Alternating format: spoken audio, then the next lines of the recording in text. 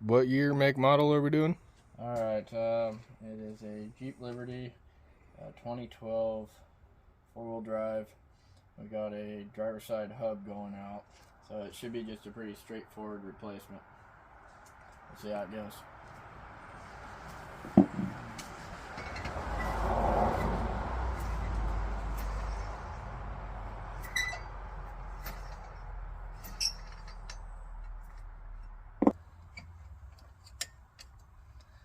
They usually will grab the threads and just work through, but this one wasn't wanting to. So we're manipulating it a little bit.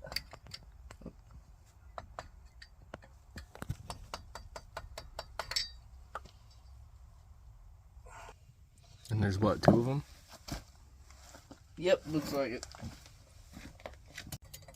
Had to go get a pair of pliers, but you can slide them one way, but then they catch on the other way, so they won't slide back.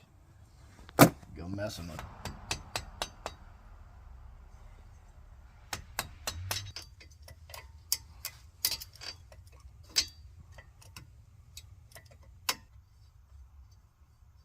That's how they're supposed to come off. Yeah.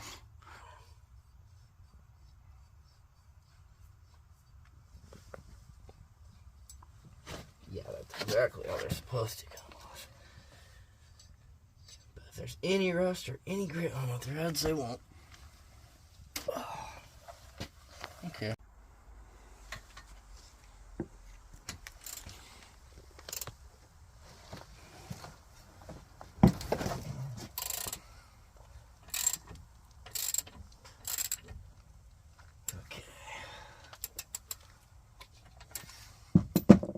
What size was that? That was a 21 for the main brake bolts holding the brake caliper on.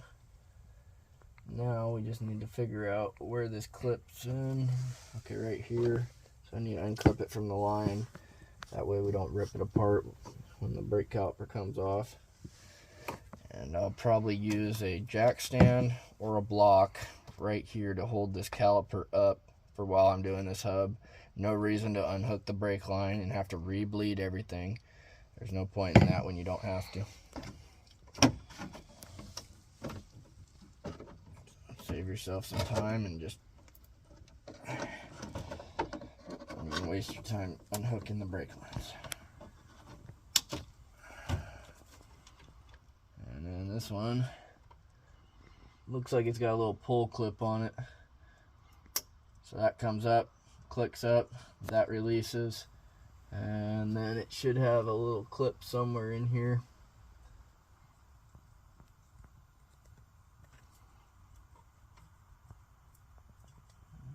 I'm not sure where it's at though, so I gotta find it. Ah, right here. You push this little clip down, thumb there and down, and then it comes apart. Take that. Oops. Just kind of get it out of your way. And I gotta find a block or something to put here. Alrighty, I'll pop this thing off of here and we'll set that brake pad there. Then we got a hard one. We got an axle bolt to get off. These sometimes come off fairly easy. Most of the time not. Most of the time it takes a little bit of heat. I always take the top bolt off first. A lot of people like taking the bottom one first, but then you got all that weight hanging on it. This way you have your arm under here to catch this brake pad, so if it starts to go, you can just grab it and it doesn't slide out. Helps when you're working on bigger stuff. Alright. I didn't grab my pry bar, but you can use a screwdriver if you don't have your pry bar.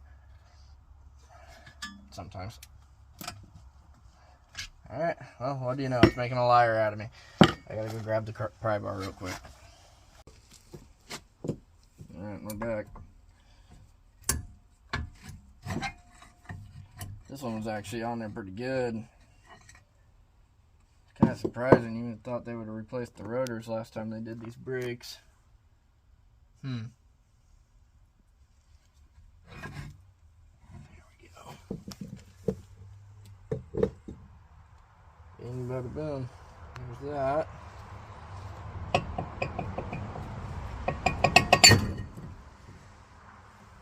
hub.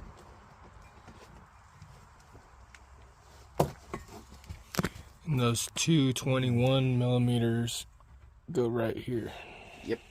On the back side. Alright, so after about 3 hours of looking for the tool we need, we found it. It's a 36 socket. Of course, walked past it like 30 times.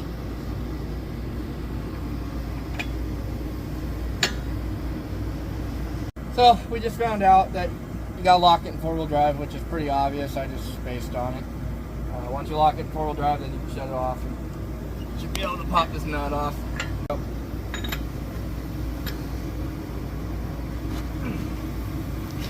It has the sound effects, you know.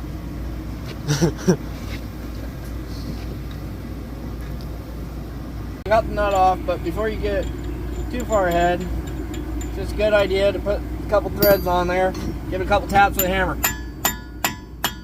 See how it moves? Now it'll be a lot easier to pop that hub off. If you don't do that, you're going to have a pain in the ass time trying to get this off. That we're trying to get to right now, which that's too small. One on the top, one on the bottom, and they are a size 18.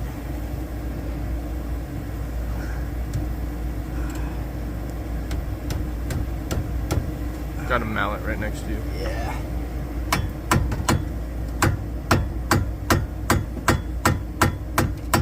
Hang on, I'm gonna grab some of that PV blaster. Because it actually goes down into the threads and it works its way back. Unlike your traditional freaking lubricant. More the merrier on them. Alright. Let's see if we can get this on the pop.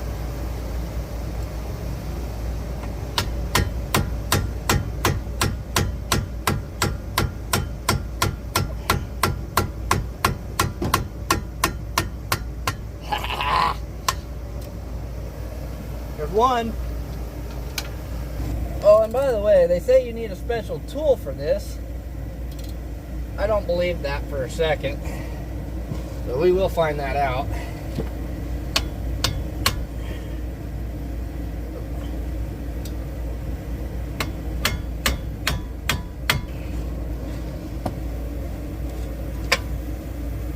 Ugh. Who needs a gym, right?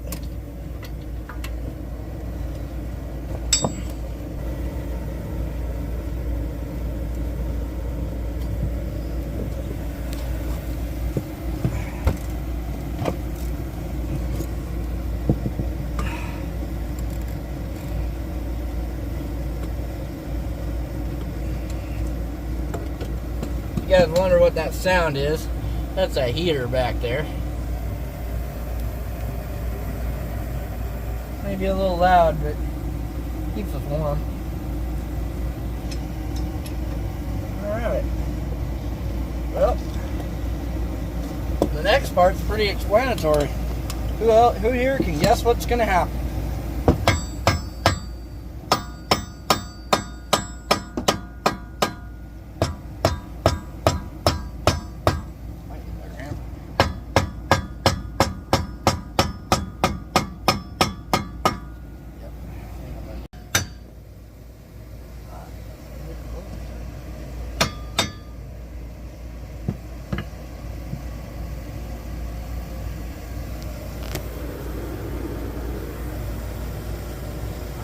On there.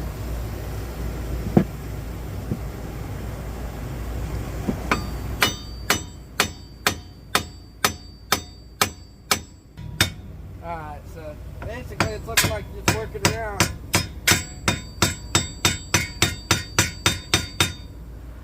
Must be a press fit in there or something. Yep.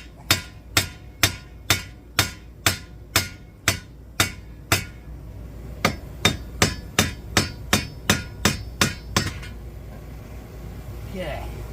Where's that? I'm gonna take this nut back on here so we don't mess up these threads. We're on the flex over here. Tap, tap, tap. should just pull off. Get it as close as we can.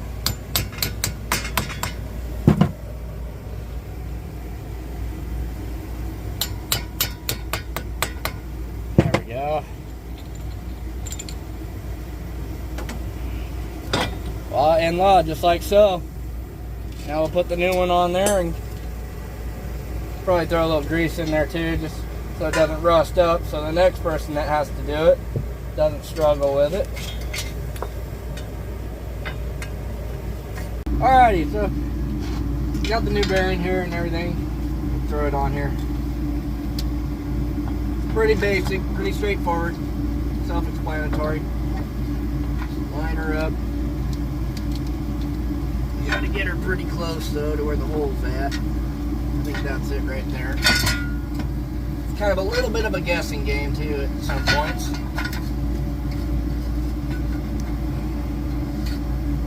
Okay, hang on.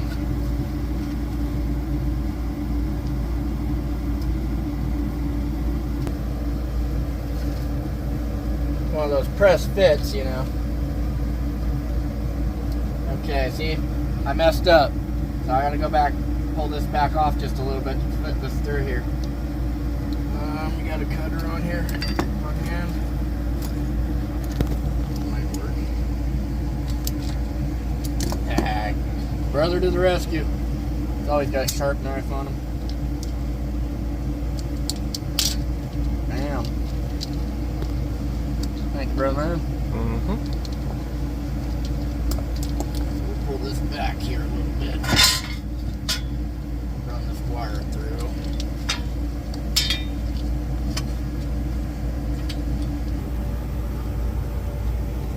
And if that ever happens, you can always take an open-ended wrench. Yep. And use that to open it as well. Slide the wire through. Very true. It's definitely a lot easier than what I'm doing here. But we don't got that far to go, so.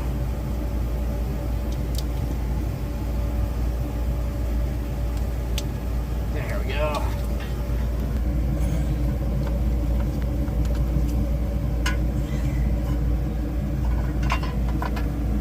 It's always kind of a pain getting them lined up.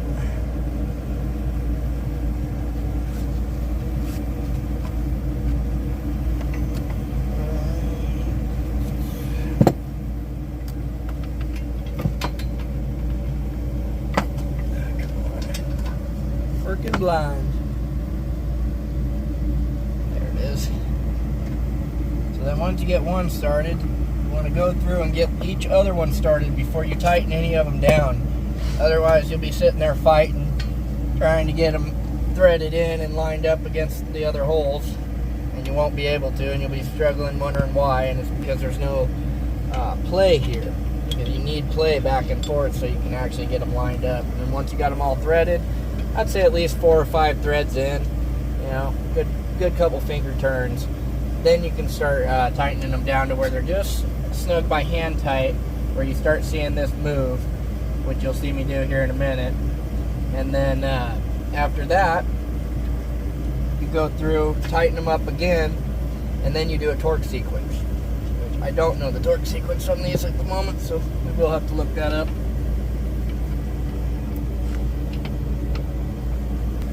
Now that we got threaded in on all of them, we'll start tightening them down just snug tight. We'll be paying attention to the hub, watching the hub, making sure it doesn't get crisscrossed in here. Show you what I mean here in a minute. I'm just now getting to where I can just barely feel tension. Now I'll move over here, do the same up here.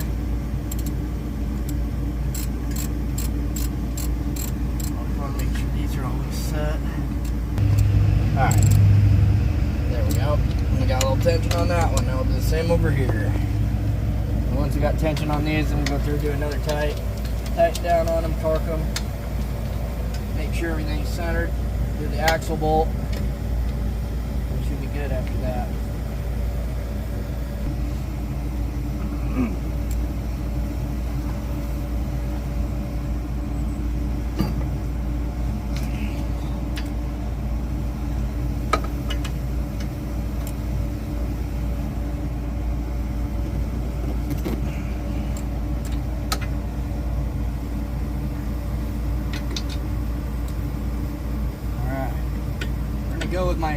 tolerance on this one because there is absolutely no way to torque these.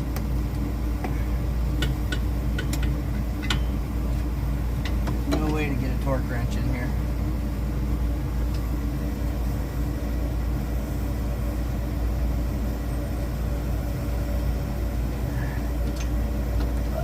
I'm pretty confident in my own ability there.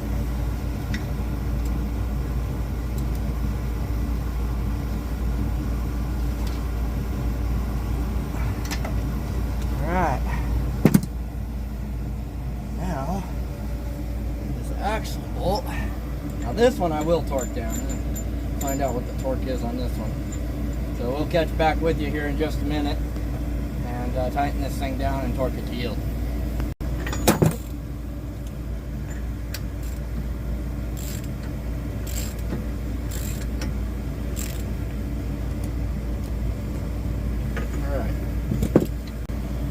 Well, it's kind of an oldie, but she does the trick. Buddy's got my other one right now. I'm going to try and get to 100 foot-pounds. You might want to zoom in on there and just show it. You can probably see it better than I can. Tell me when I hit 100. Boom. Wait, a little bit more, a little bit more. A little bit more. A little bit more.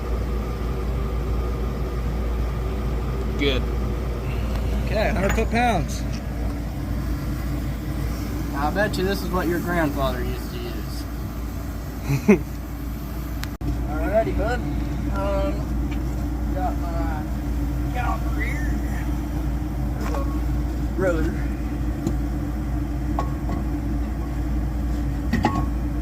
And just like so. Now let's see if she's gonna go back on there nicely for me. Hey, what about those stud locking things? I'll get them. See, that's what's up. That does not happen very often. Usually you have to crack the bleed screw and pry them back just a little bit so they'll go back on. So I like that. If we got a solid brake system, there's no leaks. Alright, then we put these little clamps back on here. A lot easier putting them back on than taking them off, I'll tell you what. Fuck. Here. Oh, okay. Doesn't really matter, it's going to be offset either way.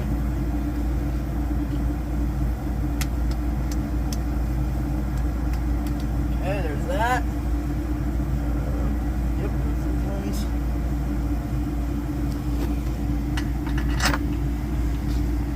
Oh, come on. Then it's always the fun part of lining up that first bolt. There's that one. These ones were the 21, right? Yep. Nice. So those were 21. And the back hub bolts were 18? Yep. Yeah.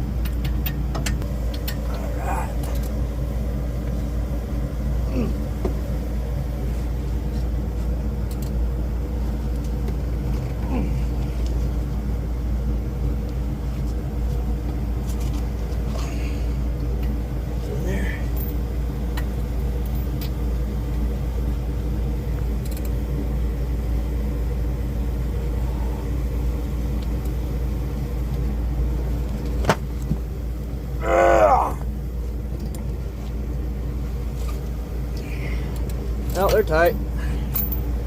Alright, we hook this wire up. We should be in business now. Question is, do I go over top or do I go around the back? I think over top. Clip there. Okay, I'm gonna have to take take some of the old clips off the old one and put on here. I'll spare you guys some boring details. Pretty self-explanatory. And just get that clipped in, and then clip that back down, give it a little pull, make sure that it's hooked in there, and tuck her back up in here behind the fender. And like I said, I'll hook this back up to the line here, to the brake line, put the tire back on, and we're done. So there you go. That's a quick, easy hub install for the most part. That's what us backyard mechanics have, because we don't have all the tools in the world. We don't have a lift. We can just throw it up on a lift and do it. So this is what we have to deal with.